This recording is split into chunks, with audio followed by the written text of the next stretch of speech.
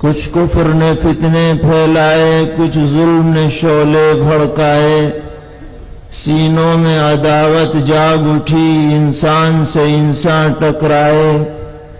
پامال کیا، برباد کیا کمزور کو طاقت والوں نے۔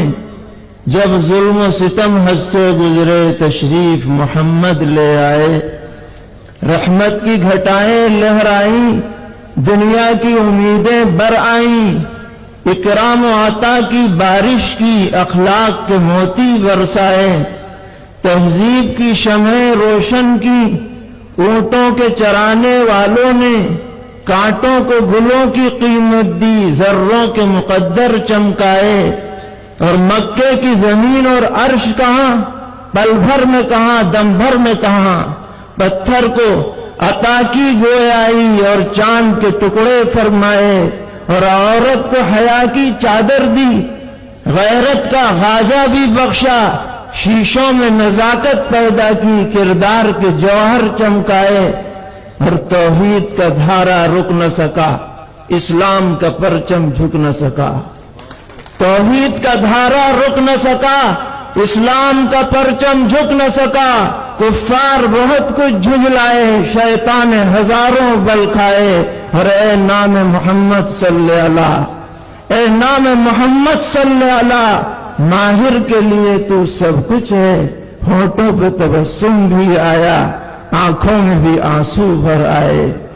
اللہم صلی وسلم وبارک علی سیدنا وحبیبنا وشفیعنا ومولانا محمد وعلى آلہ واصحابہ وذریاتہ اجمعین۔ معزز صدر اجلاس، حضرات علماء کرام، حاضرین گرامی قدر، وقت بہت مختصر ہے اور موضوع سے متعلق بہت ہی قیمتی باتیں آپ کے سامنے آ چکی ہیں، اور ابھی ہمارے محبوب قائدین کا خطاب ہمیں سننا ہے، اس لیے صرف سیرت کے حوالے سے دو باتیں آپ کی خدمت میں پیش کر رہی ہیں۔ جناب رسول اللہ صلی اللہ تعالی علیہ وسلم جب مکہ معظمہ میں تھے اور بعثت کے بعد مکے کے لوگ آپ کے اور آپ کے چاہنے والوں کے جانی دشمن بن گئے تھے، تو آپ نے اللہ کے حکم سے اپنے صحابہ کرام رضی اللہ عنہم کو اجازت دی کہ یہاں مکے میں رہتے ہوئے دین پر عمل دشوار ہو رہا ہے، اگر کسی اور جگہ کوئی جانا چاہے ہجرت کر کے تو چلا جائے۔ چنانچہ صحابہ کرام رضی اللہ عنہم کی ایک جماعت حبشہ چلی جاتی ہے۔ اس وقت وہاں کا بادشاہ عیسائی مذہب کا ماننے والا اصحمہ، جس کا لقب نجاشی تھا، بڑا ہی امن و امان اور انسانیت پرور شخص تھا۔ یہ حضرات جب وہاں گئے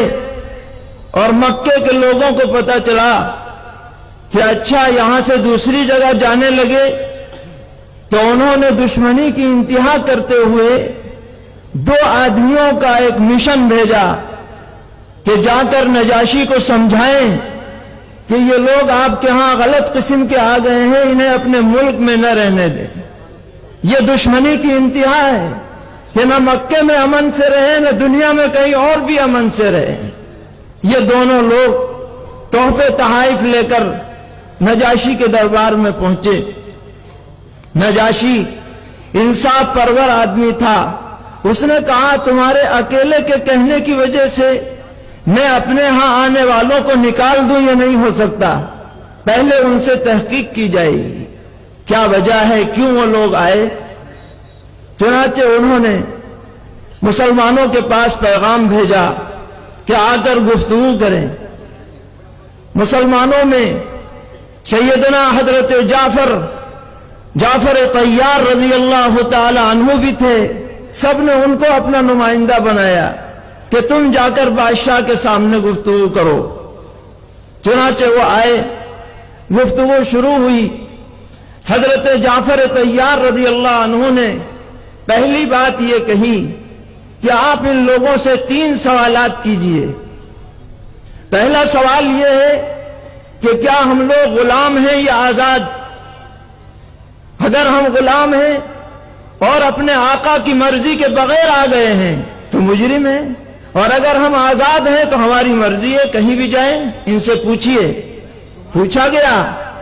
کہا کہ نہیں، غلام تو نہیں ہے۔ دوسرا جواب ان سے یہ لیجئے کہ کیا ہم نے کسی کا قتل کیا ہے جو ہم بھاگ کر کے آ گئے؟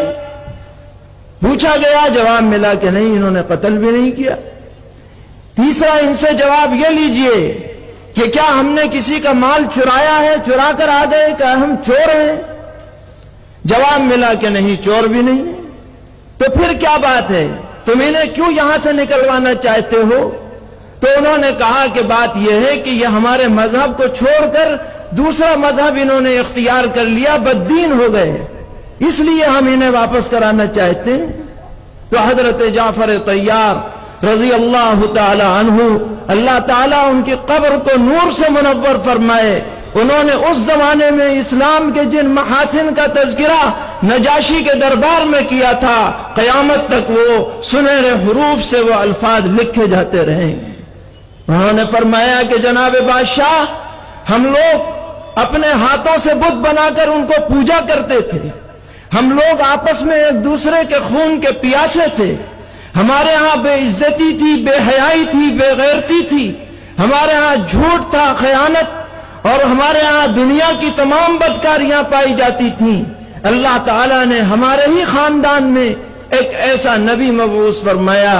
جس کی صدق، جس کی سچائی، جس کی امانت کا ہم نے 40 سال تک اپنی آنکھوں سے مشاہدہ کیا۔ انہوں نے ہمیں توحید کی تعلیم دی، انہوں نے ہمیں امانت کی تعلیم دی،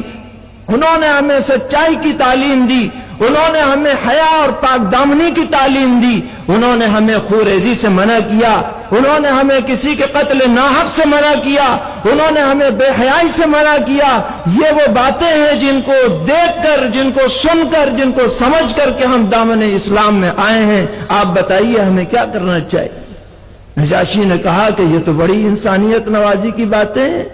میں ایسے لوگوں کو ہرگز اپنے ملک سے باہر نہیں ہونے دوں گا، ان کا تو رہنا ہمارے لیے موجب سعادت ہے، یہ تمہارے کہنے میں آ کر انہیں نکال نہیں سکتا۔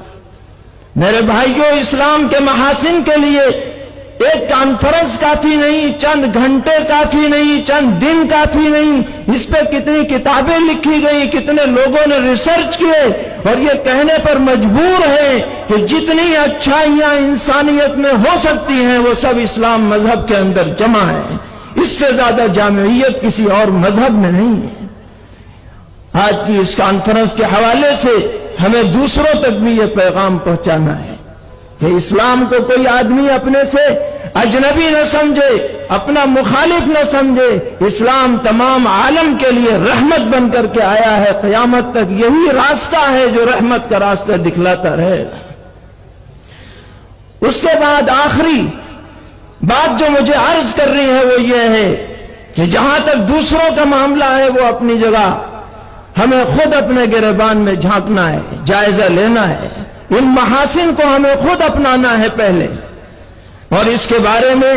سرور عالم جناب رسول اللہ صلی اللہ تعالی علیہ وسلم نے آخری حج کے موقع پر جہاں بہت ساری ہدایات دی،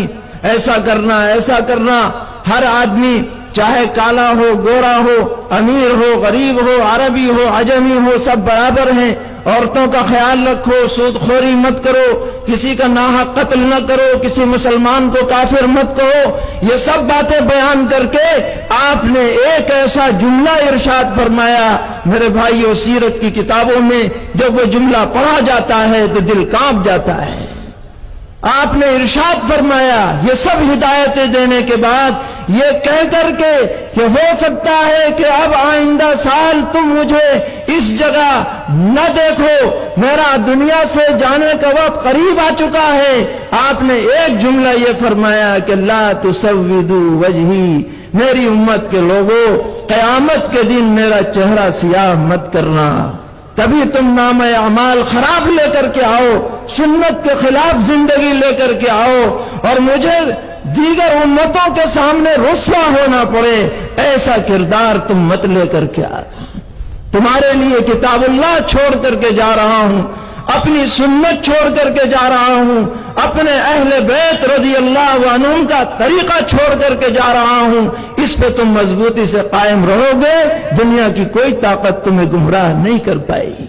اللہ تعالی ہم سب کو سچے دل سے اسلام کے محاسن کو اپنانے کی توفیق عطا فرمائے، بدگمانیوں کو دور فرمائے، نفرت کے سوداگروں سے اللہ تعالی پورے عالم کو محفوظ